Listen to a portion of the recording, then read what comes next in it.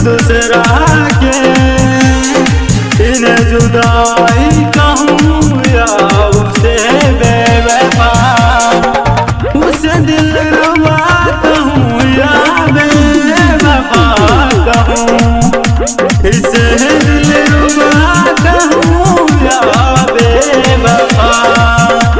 मेरे दिल तोड़ के जो चली गई, मैं क्या कहूँ तुझे बेवफा के।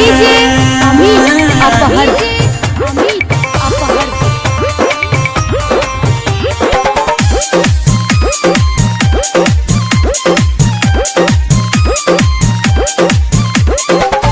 आप सुन रहे हैं शिवानी फिल्म्स की धमाकेदार प्रस्तुति। जान से ज्यादा चाहा उसको, क्यों समझ ना पाई वो मुझको। आखिर क्या कमी मेरे प्यार में थी जो भूल गई वो मुझको। अब हम क्या कहें उसको, दिल रुबा कहें या बेवफा। हम क्या कहें उसको,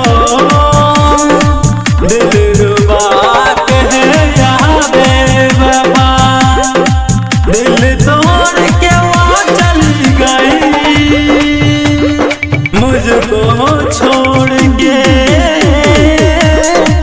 मैं क्या कहूँ उसको, दिल तोड़ के वहाँ चली गई मुझको। मैं क्या कहूँ उसको, मरते हैं बचा